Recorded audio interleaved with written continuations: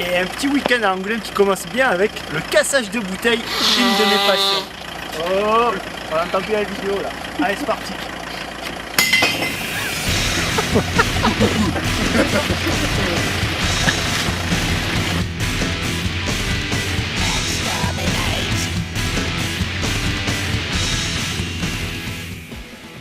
Le Jardin des Dingues, c'est un collectif de vidéos humoristiques qu'on a monté avec le groupe de jeunes de l'église. Les premières vidéos qu'on avait fait, on avait repris le concept de Camelot, sauf qu'au lieu d'avoir le roi Arthur et ses chevaliers un peu débiles, nous on a fait Jésus et les apôtres. On démarrait, la qualité n'était pas géniale, le son est quasi inaudible, mais bon, c'était bien marré, on avait commencé à faire quelques vidéos comme ça. On en a fait d'autres par la suite, que l'église nous avait demandé pour le Nouvel An, pour d'autres occasions comme ça. On a fait plusieurs sketchs de l'autre côté, donc au fur et à mesure on s'est amélioré. Et donc voilà, à la base, le Jardin des Dingues, c'est un collectif de vidéos. Et avec Jérôme et Jonathan, on s'est regroupés, ça fait plusieurs mois maintenant. Et on a monté un atelier pour se retrouver régulièrement et dessiner, ça me motive. On essaie de se retrouver au moins une fois par semaine. Et du coup, on a créé la branche, on va dire, graphique du Jardin des Dingues. Donc voilà, tous les compagnons des crayons, on va à Angoulême.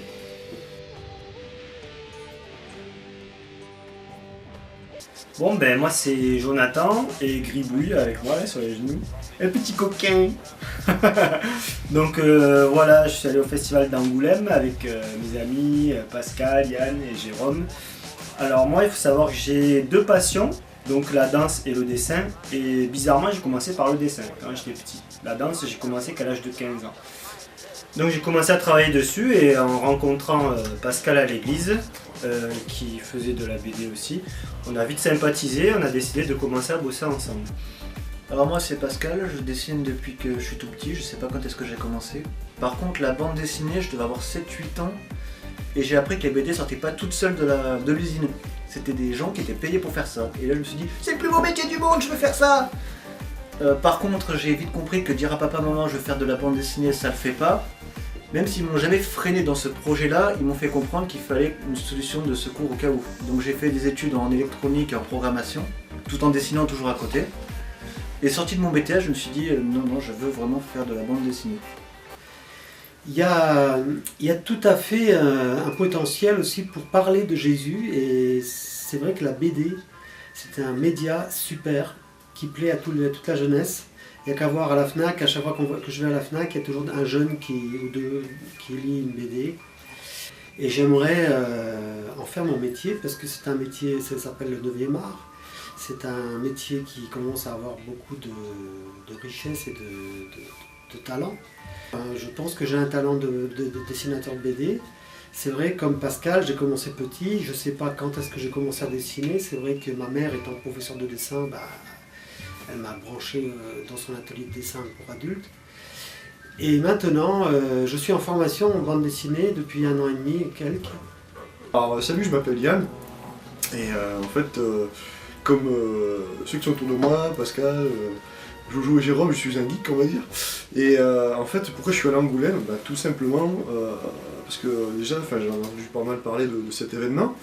Et aussi que c'est vraiment un événement assez majeur en France. Déjà, de manière générale, mais aussi au niveau culturel et aussi même au niveau international. Alors Angoulême, c'est un festival qui se déroule sur 4 jours. Il commence le jeudi, il se finit le dimanche. En fait, il commence réellement avec ce qu'on appelle les 24 heures de la BD, qui commence le mercredi. Et l'idée, c'est que on nous lance un thème, et on a 24 heures pour faire 23 pages et la couverture. Donc voilà, après on gère le temps comme on veut, il y en a qui dorment pas du tout, qui dorment avant, il y en a qui prévoient un temps de sommeil.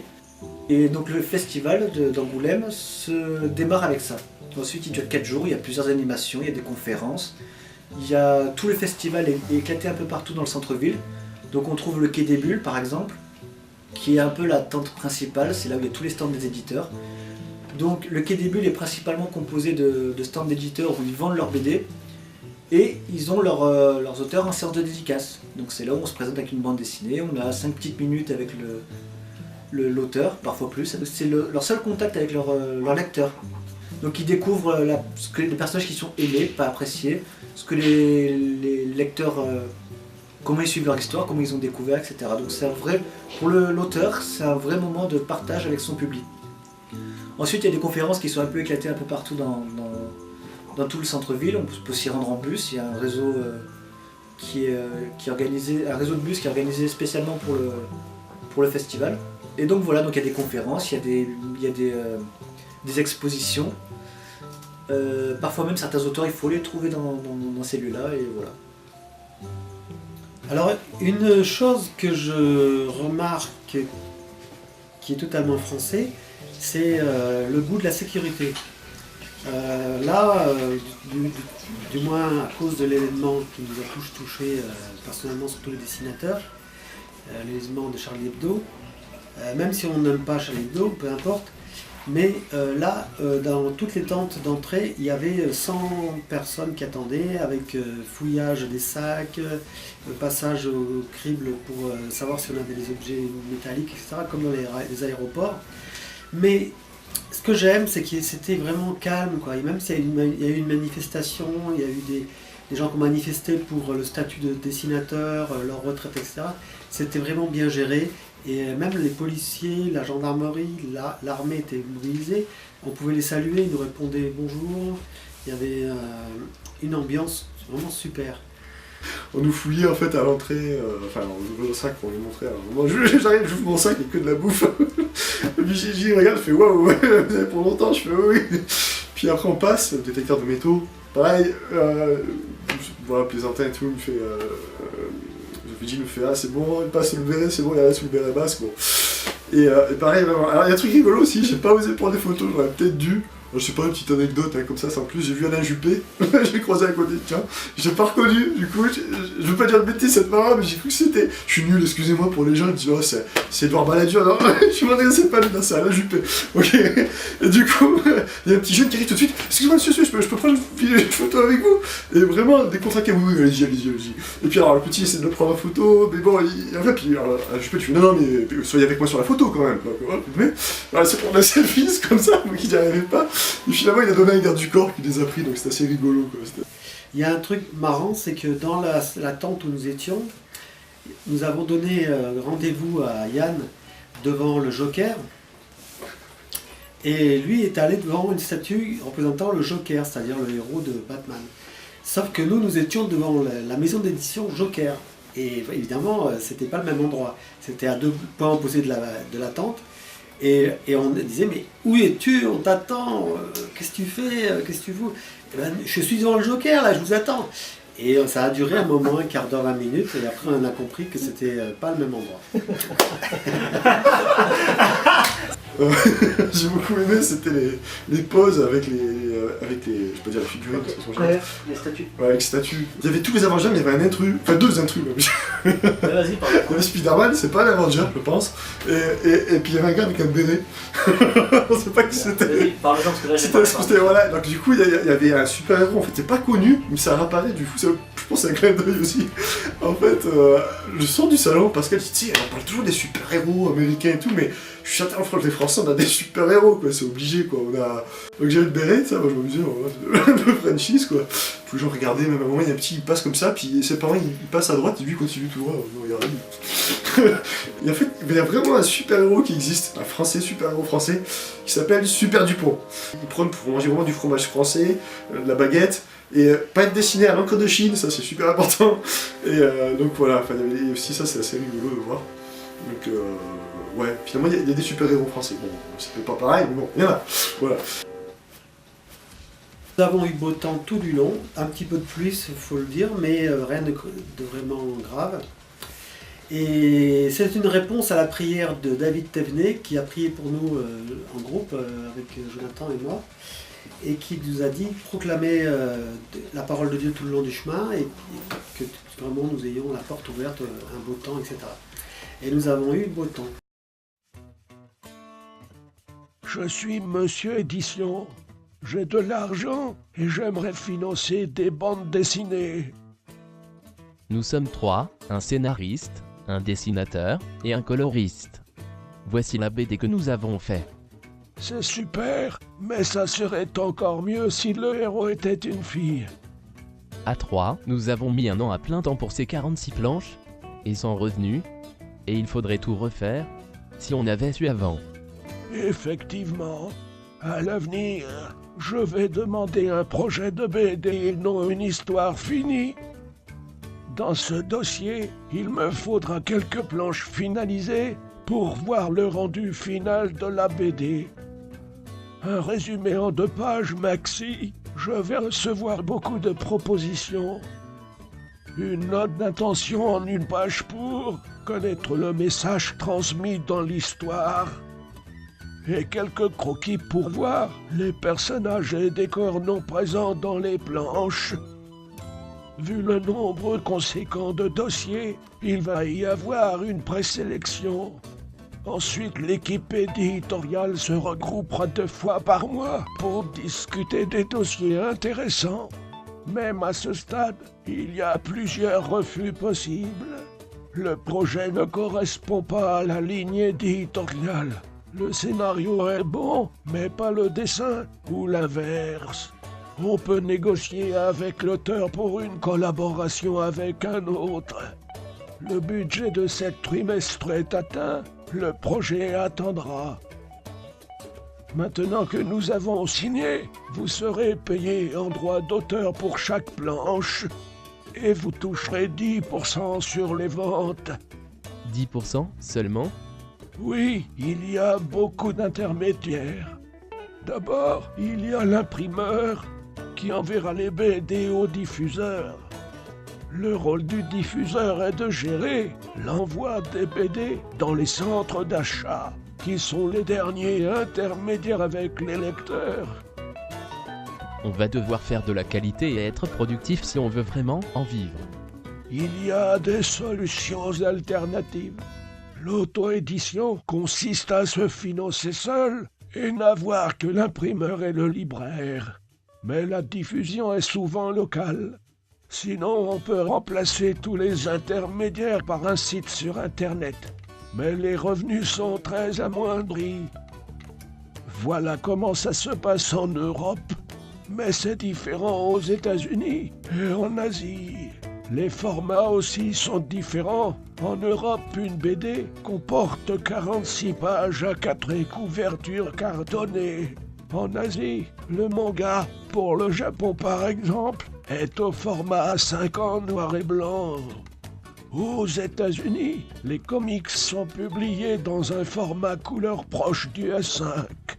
D'ailleurs, il n'y a qu'en Europe qu'on fait une vraie différence entre ces 3 genres. Et voilà, en espérant vous avoir éclairé sur l'univers de l'édition de bande dessinée. Avec Jonathan, on était déjà allé à Angoulême il y a 4-5 ans avec 2 autres amis. Et Pierre et moi-même naïvement, nous sommes allés sur chaque stand de chaque éditeur demander s'il y avait un responsable de l'équipe éditoriale pour montrer nos dossiers. On a été refusé sur tous les stands de chaque éditeur, mais c'était plutôt positif. Par exemple, il y en a un, et tout de suite il a dit, sans avoir vu ce qu'on avait fait, si c'est mauvais, je vous le dis tout de suite. Je dis, pas de problème. Et finalement, le gars a quand même passé 5 bonnes minutes à regarder chacun de nos dossiers, à dire ça va pas, ça va pas, ça va pas. Donc il a quand même expliqué son refus alors qu'il était parti pour nous virer immédiatement. Donc voilà, cette première année-là, on a eu des refus, mais c'était plutôt positif, on savait pourquoi. Moi j'étais allé en touriste pour voir comment c'était, parce que j'aime bien les BD, c'était sympa d'y aller, donc le voyage m'a beaucoup plu, c'était une première pour moi. Et du coup j'y suis retourné 2 fois après. L'année dernière j'ai fait plusieurs maisons d'édition, j'avais un projet qui était beaucoup moins abouti, tout ça certes, mais je me suis fait remballer quasiment à toutes les maisons d'édition. Donc il y avait juste un endroit dans les maisons d'édition, il y avait une file d'attente, et là, je veux me rajouter à la file d'attente, il y a une personne qui arrive et dit non, c'est pas possible, c'est le monsieur, c'est le dernier de la file, après on prend plus personne. Alors j'étais encore plus dégoûté, et là, je sais pas ce qui m'a pris tout à coup, je dis mince, je suis là qu'une journée, j'ai fait le forcing, je suis allé dans la file d'attente quand même.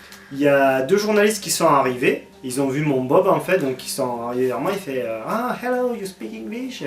Je dis yes, but I speak French, I'm French. Donc il dit ah ok, bah, on peut parler français. Alors je dis oui, excusez-nous, on vous a pris pour un étranger, un américain, on sait pas, avec votre chapeau, c'est pas courant.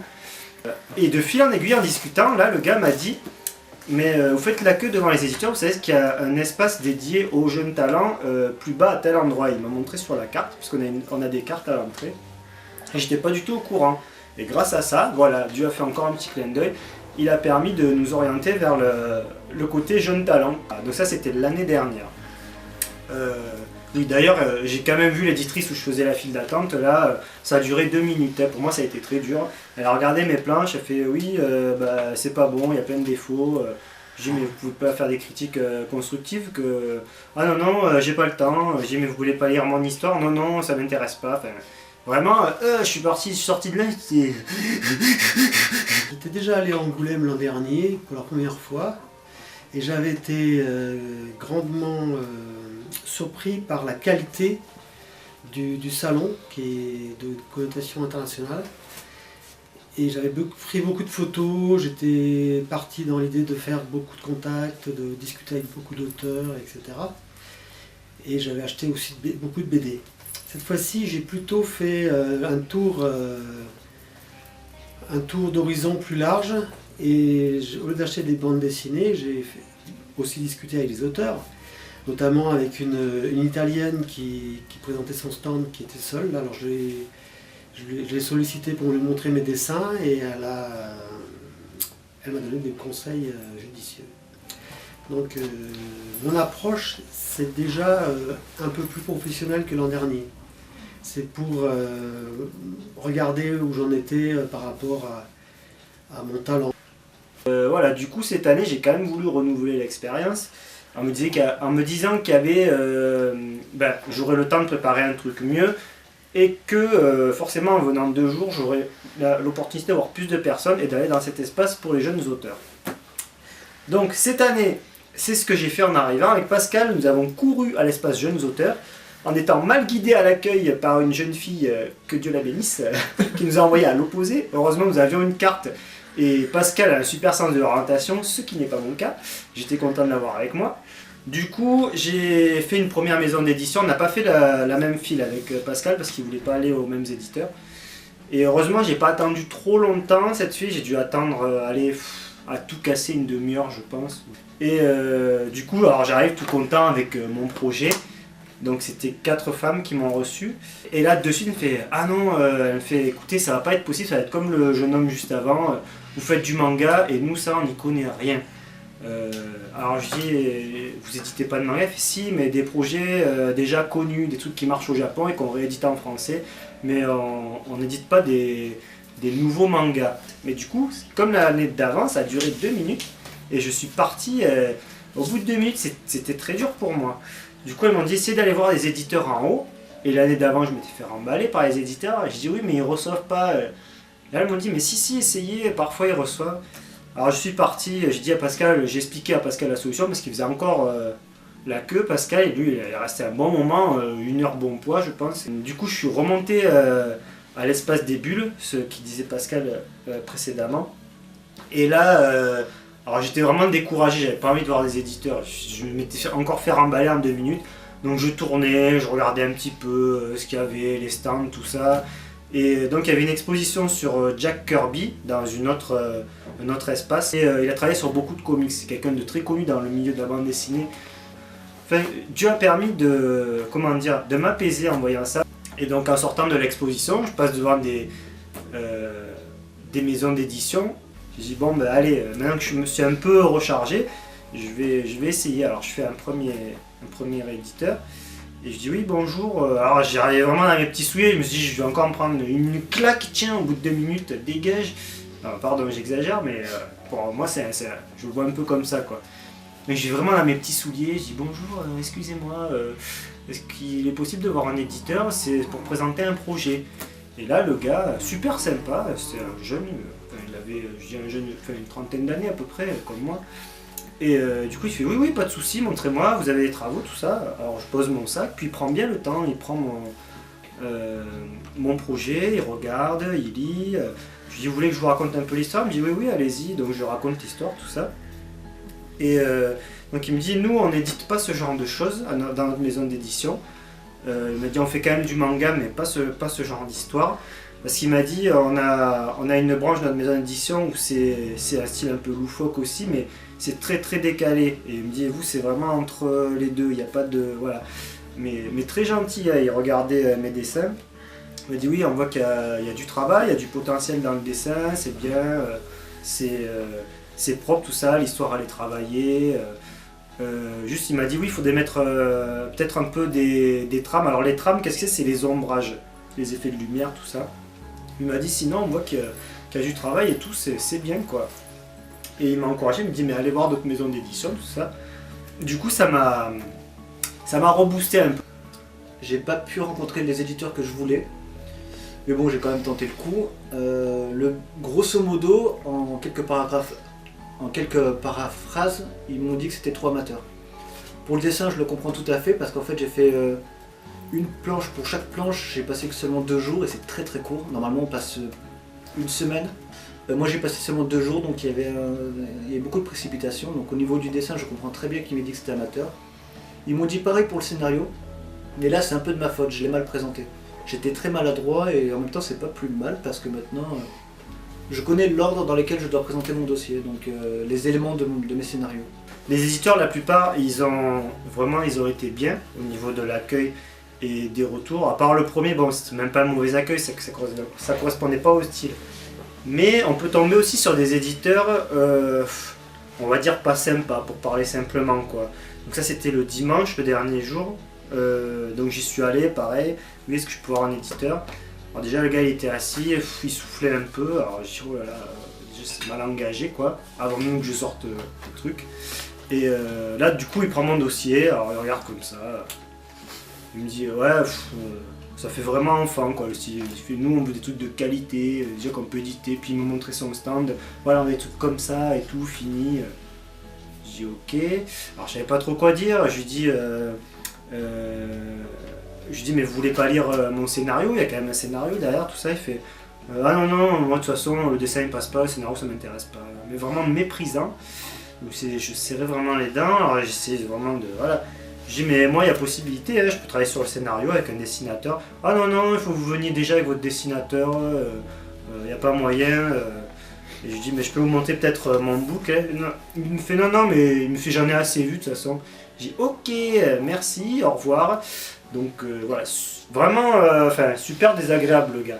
Donc c'est pour dire que, alors pourquoi j'ai cité cet exemple, c'est pas pour me faire plaindre, c'est parce que si y a des personnes qui ont des projets, que ce soit dans le dessin ou autre, des fois vous pouvez tomber sur des gens bien, sympas et polis, comme vous pouvez tomber sur des gens comme ce gars. Donc moi pour faire une planche, une page, il me faut entre 3 et 4 jours, donc plusieurs heures de boulot. Pourquoi? Parce que déjà il faut trouver l'idée, placer les cases, faire des recherches de documentation et après organiser tout ça avec un storyboard, donc ce qui est une page brouillon d'abord, pour voir si c'est cohérent et si ça colle. Ensuite il faut faire le crayonné, l'ancrage et si c'est des gens comme Pascal qui font de la BD européenne, mettre de la couleur. Moi ça m'a pris plusieurs mois pour monter ce dossier. Et ce dossier, en fait, c'est un peu comme un CV que vous présentez à un éditeur, il faut que ce soit propre, bien présenté et clair aussi. Je parle de ça juste pour qu'on puisse situer la situation, parce que souvent, j'ai eu des réflexions du genre, oui, vous allez à Angoulême pour vous amuser, tout ça. Alors, on a pris du plaisir en étant à Angoulême, mais c'était beaucoup de travail et c'était pour démarcher des éditeurs, je le redis, on n'est pas allé là-bas pour faire mumuse, mais vraiment pour essayer de trouver du boulot et démarcher des éditeurs. Donc démarcher, essayer de rencontrer des professionnels et travailler avec eux. Voilà, c'est ce qu'on fait avec Jérôme et Pascal. Et voilà, je tenais vraiment à le préciser pour que ce soit clair pour tout le monde pourquoi on est allé là-bas. Ce que je cherchais d'abord, c'est vrai que c'était bon, il y avait les BD, mais aussi moi je voulais plus rechercher tout ce qui était plutôt, on va dire, la stop motion. Par exemple, la stop motion, je sais pas si vous voyez ce que c'est le fait d'animer image par image. Donc je prends une photo, je bouge, je prends une photo, je bouge, et après ça fait une animation. C'est super amusant parce qu'on peut faire vraiment des trucs qui sont impossibles. Par exemple, je vais boire mon verre, il va se remplir, ou je vais fumer, au contraire, on peut inverser pas mal de choses. Et des choses qu'on peut pas faire voilà, en film réel. Et du coup, entre-temps, j'avais fait l'animation 3D, bon, le problème c'est que c'est super intéressant, c'est un métier de rêve, mais c'est très saturé. La stop motion j'y suis revenu, parce que finalement c'est assez accessible. Pour moi ça m'est plus accessible que le dessin, j'ai pas autant d'expérience que les frangins là autour de moi. Finalement, c'est en réfléchissant, après, j'ai dit tiens, pourquoi pas je ferais ça? Donc, finalement, je m'y remets, mais c'est plutôt avec des Lego. Voilà. Et tout le monde connaît les Lego. Donc, du coup, voilà, j'espère faire des bons projets dans le futur. On verra quoi. Voilà. C'était au mois d'octobre. Pascal était sur le site d'Angoulême pour trouver des tickets en pré-vente. Et donc, ça amenait sur le site de Cultura. Et là, on a trouvé, vraiment, on était content, des passes à 15 € pour les 4 jours. En sachant qu'une journée, déjà, à Angoulême, ça coûte 15 € pour faire le festival. Donc nous, on n'y est allé que 2 jours, mais dans tous les cas, on a quand même gagné 15 €. Donc ça, c'était encore un petit clin d'œil de Dieu. Et donc voilà, c'était super. Par rapport au logement aussi, il faut savoir que l'année dernière, quand on y est allé, on attendait dehors à un moment, c'était Geoffrey, je crois, enfin je sais plus.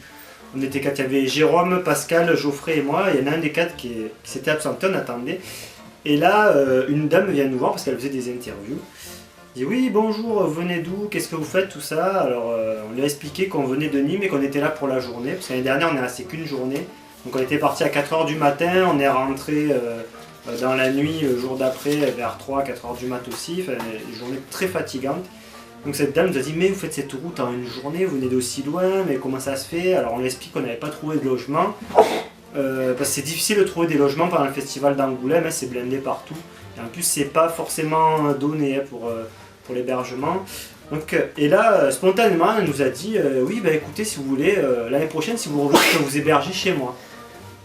Alors je dis bah oui, pourquoi pas. Donc elle dit je vous donne mes coordonnées, mon numéro de téléphone, adresse mail, tout ça. Je dis bah oui, d'accord, j'ai noté. Okay, je l'ai contacté 2 mois avant. Et donc elle dit oui, je me rappelle de vous avec votre Bob Jésus et tout. Donc voilà, c'est super, elle s'est rappelée de nous. Et du coup, il a dit oui, c'est toujours bon pour les tarifs que vous avez donnés. Il dit oui, je vous héberge pour 20 € et si vous voulez, pour 5 € de plus, je vous fais le petit déj.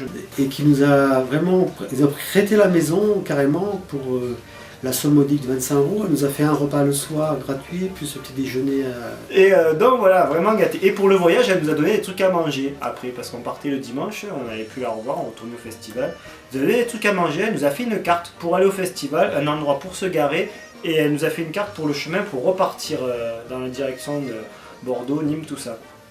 Donc vraiment, elle était aux petits soins pour nous, et vraiment une femme géniale, exceptionnelle. Hein. Merci Marie-Cécile pour tout ce que tu as fait, merci à Baptiste, cet enfant qui est super gentil. Elle a été très accueillante, même elle nous a proposé de venir même pendant l'été, en dehors du festival. Son fils est un gamin adorable. Moi je pense que il a 12 ans, il est très accueillant, très poli. On a beaucoup rigolé avec lui. Et je pense que s'il y avait ne serait-ce qu'un tiers des enfants de son âge comme lui, je m'inquiéterais beaucoup moins pour sa génération. Donc c'est un gamin super. Ok, alors juste par rapport au trajet aussi, la voiture, Dieu a béni, moi j'ai vraiment senti vraiment que Dieu était là. Parce que l'année dernière, on était 2 à conduire. Et rien qu'à l'aller, moi j'ai dormi pas mal dans la voiture, au retour encore plus, j'étais vraiment très fatigué. Et alors que là, cette année, j'ai pu conduire tout le long à l'aller et au retour, en sachant qu'à l'aller, on a roulé 9 heures pour aller à Angoulême, en faisant des pauses bien sûr. Et au retour, du coup, on a roulé que 7 heures, mais parce que on s'est pas du tout trompé niveau route, parce qu'à l'aller, on a loupé une bretelle, voilà. On n'a pas beaucoup dormi entre le samedi et le dimanche, parce qu'on voulait être tôt au festival. Et moi je pensais vraiment que j'allais avoir un peu de mal à conduire tout le retour à cause de la fatigue. Mais en fait à aucun moment je n'ai ressenti de la fatigue au volant. Là on a ressenti aucune fatigue et en plus on a eu l'impression que le temps est passé beaucoup plus rapidement que ce qu'il a réellement passé.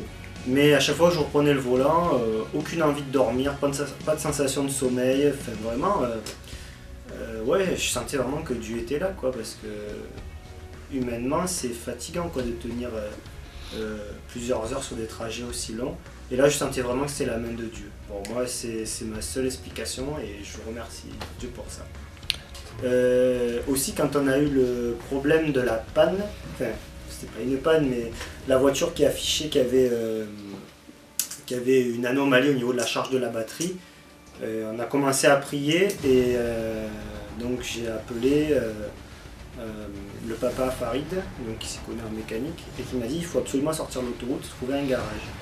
Donc on était sur une aire, on a repris la route, on a pris la première sortie autoroute, et de suite à la sortie, il y avait un contrôle technique, mais vraiment de suite à la sortie de l'autoroute. Alors d'habitude il faut rouler un moment, on était dans une zone industrielle. Alors que les chefs de la conduite s'occupaient de la voiture, le garagiste, le pilote, les deux copilotes, moi j'étais dans la voiture et je priais. Voilà ma prière. Seigneur, nous sommes tes serviteurs assistés tous les quatre par ton Saint-Esprit. Viens-tu nous ralentir à dessein pour un but où la circonstance de la panne de la batterie est-elle fortuite? Je crois que rien ne t'échappe. Amen. Là, le gars du contrôle technique nous a dit il y a un garage Peugeot à 5 minutes, et c'était même pas à 5 minutes en fait. On est allé très vite en voiture. Ça y est, nous sommes à un garage Peugeot. Ô Jésus, trouve la panne et répare-la. Rends-nous increvables, prioritaires, as du volant et fournis en gazole et en batterie. Merci Jésus pour ta solution. Amen. Le mécanicien a contrôlé la voiture, il nous a déconseillé de rouler de nuit. Donc il faut savoir que le dimanche, on comptait rester toute la journée et rentrer vraiment le soir. Ça n'a pas pu se faire parce qu'on ne voulait pas prendre de risques avec la voiture, parce qu'il ne fallait pas utiliser en même temps les essuie-glaces, les phares, tout ça, parce que c'est l'alternateur qui avait un problème. Donc en gros et grosso modo, pour les gens qui savent, l'alternateur ça permet donc de recharger la batterie, et donc ça permet de rouler. Si l'alternateur claque, la voiture elle marche plus. On est cuit, on reste sur place, et la réparation, il nous avait fait un devis, il y en a pour 600 € pour changer l'alternateur, en sachant qu'on ne pouvait pas le faire dans l'immédiat en plus. On a pu faire l'aller-retour sans problème, mais Dieu a vraiment guidé quoi, que ce garage soit placé à cet endroit-là, juste à la sortie. On a perdu très peu de temps en fait, je crois qu'on a perdu un quart d'heure, le temps de sortir de l'autoroute, d'aller au garage et de revenir. Ça fait un quart d'heure, 20 minutes on va dire, hein. Plutôt 20 minutes. Mais bon, on a perdu très peu de temps quoi en clair. Et voilà, je remercie Dieu pour ça parce que tout était planifié, tout était organisé, et on a juste eu à aller et Dieu a béni. Voilà. Mais heureusement que nous avons 2 jours, parce qu'en un jour on n'aurait pas assez vu de gens. Et en 2 jours on a pu digérer la première journée, se reposer, avoir un bon repas. Nous avons vraiment pu avoir une journée totalement libre. C'est vrai que nous sommes partis un peu tôt à cause de la voiture. Mais on était déjà bien, moi j'étais déjà bien saisi par plein de réflexions, de comptes rendus, de visites, tout ça. Tout s'est goupillé exactement comme on voulait. Déjà on voulait partir à 4, on a été 4. On a été hébergé par une dame vraiment super gentille. C'est incroyable pour un prix vraiment très bas au niveau du logement et de la nourriture. C'était vraiment incroyable. Et puis là-bas, toutes les portes se sont ouvertes pour nous. Le voyage aller-retour, on l'a pas vu passer. Et ouais, c'était vraiment des bons moments ensemble. Et on a pu expérimenter aussi que la prière, ça marche. Moi, j'aimerais dire merci à mes parents de jamais m'avoir freiné dans mes projets créatifs. Parce que c'est pas donné à tout le monde. Alors merci vraiment. Parce que j'en serais pas là où j'en suis aujourd'hui. Je voulais remercier maman qui nous a prêté sa voiture pour faire la route jusqu'à Angoulême. Non, parce qu'elle a une voiture qui est plus grande que la mienne, donc c'était très confortable. Donc merci maman pour ça parce que ça nous a beaucoup rendu service. Sinon je sais pas comment on aurait fait avec ma vieille voiture. Enfin voilà, Dieu a vraiment pourvu à chacun de nos besoins et ça c'est vraiment super. Et merci encore aussi de ma part à ceux qui m'ont aidé financièrement. Donc mes parents m'ont aidé financièrement beaucoup. Oui. Et aussi également, je voulais aussi encourager en fait toute personne en fait, soit jeune, moins jeune, ou qui a un rêve, qui a des rêves en fait, des rêves où peut-être il n'ose pas en parler, il n'ose pas le partager ou le débuter, et vraiment pour encourager en fait qui que ce soit en fait avec ses talents, avec ses capacités, avec ses compétences à son niveau, justement pour concrétiser cela et aussi pour servir en fait servir le Seigneur par ce moyen-là. Voilà. Et l'année prochaine, je pense quand même revenir. C'était super. Et aussi, je voulais remercier toutes les personnes qui ont prié pour nous et qui nous ont soutenus aussi financièrement, parce que ça, on s'y attendait pas du tout. Donc voilà. En particulier, Julien Bellec, je voulais te remercier pour ce don que tu nous as fait pour le voyage. Et toutes les autres personnes qui nous ont qui nous ont soutenus également. Et je remercie aussi l'équipe qui m'a entouré parce on a bien roulé. Merci à Jonathan qui a tenu le volant pendant tout l'aller et tout le retour.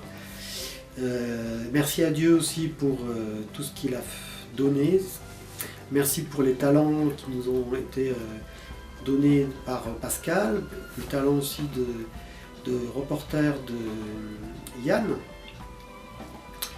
Merci donc à tous ces bonnes âmes qui ont participé à cette odyssée, disons, on va dire.